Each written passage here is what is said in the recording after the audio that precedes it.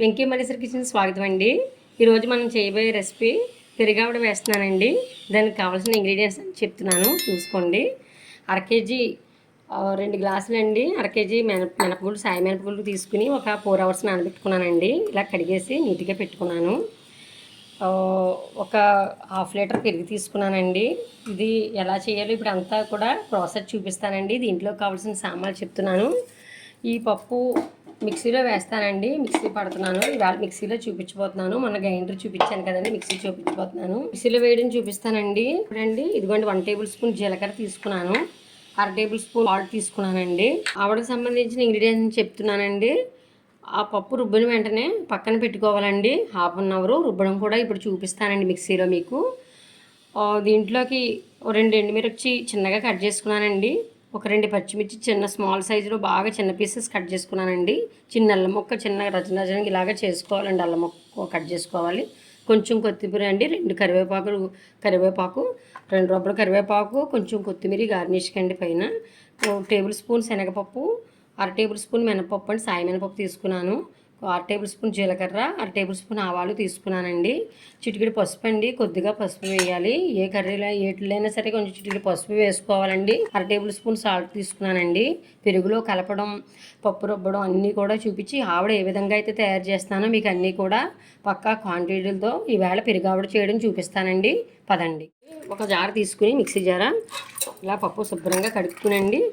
4 hours నానబెట్టాను అన్నాను కదా, ఇదిగోండి. ఇంకెంతవరకు జార పడుతుందో అంతవరకు వేసుకోవాలండి. సాల్ట్ తీసుకున్నానండి. కొంచెం ముందుగానే సాల్ట్ వేస్తున్నాను, కొంచెం దీంట్లో వేస్తున్నాను. ఇంకొక వాయి అవుతుందండి. వేస్తున్నానండి. ముందు గ్రైండర్లో వేసాను కిందటిసారి. మిక్సీలో ఎలా ఉంటుందో చూపిస్తాను.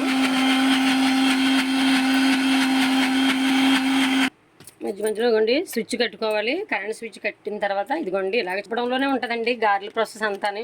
రుబ్బే విధానం కూడా మీకు మరొక మాట చూపిస్తున్నాను. చూడండి ఇలా ఉంది కదా. మధ్యలో కొద్దిగా వాటర్ పోస్తున్నాను. చూసుకుంటూ రుబ్బుకోవాలండి. ముందు ఒకసారి ఎక్కువ వాటర్ అసలు పోయొద్దండి. చూడండి చక్కగా ఇదిగోండి ఇలా మెత్తగా రుబ్బుకోవాలండి. గారెల పప్పు మామూలు ప్లెయిన్గా వేసుకుని గారెలు వేరండి, ఆవిడకేసి గారెలు వేరు. బాగా మెత్తగా రుబ్బుకోవాలండి. ఇది ప్లెయిన్ గారెలు వేరే టైప్ కదా, వేరే టైప్ చూపిస్తాను నేను.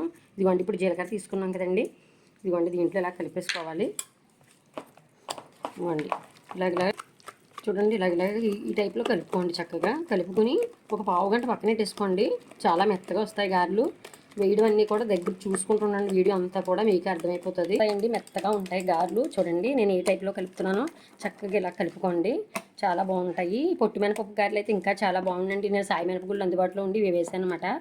ఇదిగోండి ఇలా చేసుకున్న తర్వాత నేను 10 నిమిషాలు ఇలాగ బ్రష్ చేసానండి. బాగాను చక్కగా బాగుంటుందండి, మెత్తగా వస్తాయి అన్నమాట. ఇలాగా చూడండి సాల్ట్ చూసుకోవాలి అన్నానండి. చక్కగా సరిపోయింది. ఇప్పుడు ఒక ½ గంట పక్కన పెట్టేస్తున్నానండి.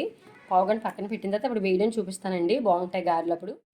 ఇప్పుడు ఒక కడాయి పెట్టుకున్నానండి గారెలు వేయించడానికండి. కడాయి వీటెక్కినిద్దాం. కడాయి వీటెక్కిందండి. చూడండి ఆయిల్ వేస్తున్నాను. చూడండి ½ కిలో ఆయిల్ వేసానండి. ఒక అర కేజీ వేసాను. అంటే కావాలంటే కర్రీలో ఇవి వాడుకోవచ్చండి.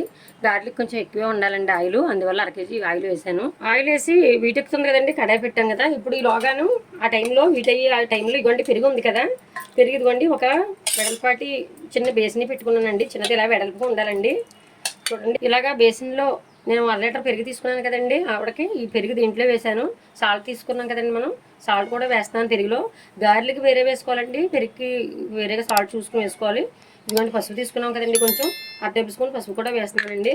చూడండి ఇప్పుడు దీన్ని మిక్సీలోనే చేసుకోవచ్చండి, లేదంటే ఇదిగోండి ఇలాగా ఒక విస్కర్ ఉంటే చూసుకుని దాన్ని బట్టి ఇదిగోండి ఇలా కవ్వం కింద కొట్టుకోవాలి చక్కగా. ఇదిగోండి చూడండి ఇలా చేసుకోవాలి చక్కగాను. చూడండి ఎంత సాఫ్ట్గా చేశానో. దీంట్లోకి చూడండి గారెలు అంటే వేయించిన వెంటనే వేసేస్తూ ఉండాలండి. అందువల్ల ఇదిగోండి ఈ కన్సిస్టెన్సీలో ఉంచుకోండి చక్కగా. ఇలాగా ఇవ్వండి ఈ టైప్లో అండి. ఇలా కూడా వేసుకోవచ్చు, వేరే టైప్లో కూడా వేసుకోవచ్చు. ఇదిగోండి చక్కగా ఇలాగ ముద్ద తీసుకోండి. ఇట్లో ఇంక వేరే మరొకటి కలపలేదండి. సాల్ట్ జీలకర్ర మాత్రమే కలిపానండి. ఇదిగో చూడండి ఇలా మనం తడి చేసుకుంటే చక్కగా ఇదిగోండి ఇలా వేసుకుని ఇదిగోండి మధ్యలో హోల్ పెట్టుకుని ఇదిగోండి ఇలా వదలాలండి. అదిగోండి అలా మీ నూనెలో లైట్ మీడియం ఫ్లేమ్లోనే ఉంచండి. మంట మీడియం ఫ్లేమ్లోనే ఉండాలి. ఇంకోటి వేస్తున్నానండి. ఇదిగోండి చక్కగా ఇదిగోండి ఇలాగా పెట్టుకుని ఇదిగోండి ఇలా చక్కగా అదిగోండి అలా నూనెలోకి వదలాలండి. రౌండ్గా చుట్టుకుని చక్కగా ఇదిగోండి అలాగండి. ఒకసారి తిరిగేసుకుంటూ ఉండాలని దగ్గర నుంచి చూసుకోవాలి. చూడండి, మామూలు గారెల్లా నార్మల్ గారెల్లా కలర్ రావక్కర్లేదండి, గట్టి పడతాయి. చూడండి మాత్రం కలర్ లైట్ కలర్లో వచ్చేదాకా లైట్ కలర్లోనే తీసేయండి. ఇది పక్కనే పెట్టుకోవాలండి కలుపుకుని. ఫస్ట్ ఇక చూడండి, ఈ వేడిలో తీగానే ఇలా వేసేసుకోవాలండి. ఈ పెరుగు అబ్జర్వ్ చేస్తుందండి దీన్ని, గారిని. ఇవ్వండి అలాగే మరొకటి. మీకు వేగాయి ఏంటని డౌట్ రావచ్చు, ఇవి చూపిస్తానండి, ఒకటే చూపిస్తాను వేగిందో లేదో. ఇవ్వండి ఇలా వేసేసుకోవాలి.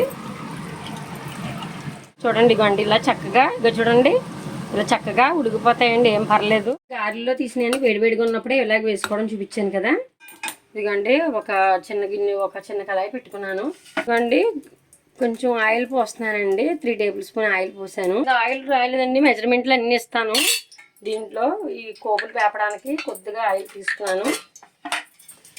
ఇదిగోండి శనగపప్పు, ఇదిగోండి మీడియం ఫ్లేమ్లో ఉంచుకుని స్టవ్. ఇదిగోండి శనగపప్పు, మినపప్పు, ఆవాలు, జీలకర్ర వేస్తున్నానండి.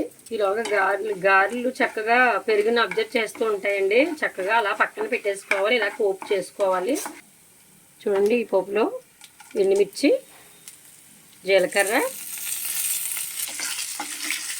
ఇదిగోండి ఇలాగా పోపులు ఇలా వేపుకోవాలి చిన్న ఫ్లేమ్లో. చూడండి దోరగా వేయించుకోవాలండి. ఇదిగోండి కొంచెం అల్లం ముక్కలు తీసుకున్నాను కదా, కొంచెం లైట్గా వేయించి తీసేయడమేనండి, ఎక్కువ వేయించొద్దు. పచ్చిమిర్చి కూడా లైట్గా వేయించాలి. అలా వేసేసుకోవచ్చండి పచ్చివి కూడా, ఎవరు కొంతమంది అలా ఇష్టపడరు. ఇదిగోండి ఇలా వేయించుకుంటే కమ్మగా ఉంటుందండి.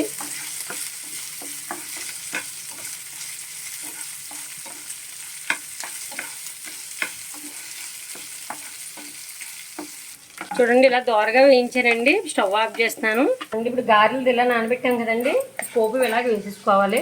పైన పెరుగు ఆవిడ ఇలా చేసుకోండి, చాలా మెత్తగా బాగుంటాయండి, స్పాంజీలా వస్తాయి. నేను చెప్పిన క్వాంటిటీతో పైన కొంచెం గార్నిష్కి ఇదిగోండి కొంచెం కొత్తిమీర చల్లుతున్నాను. పెరుగు ఆవిడ ఇలాగ ఇవ్వండి, ఇలాగా ఎవరైనా చుట్టాలు వచ్చినా లేదా మన పిల్లలకైనా మనకైనా చక్కగా చేసుకుంటే బాగుంటుందండి. ఒక 20 గారెలు వేయండి అరకిలో పప్పుకి. ఇదిగోండి ఒకటి ఇప్పుడు చూపిస్తాను మీకు ఏ రకంగా వచ్చిందో. ఒక గారు తీసుకుని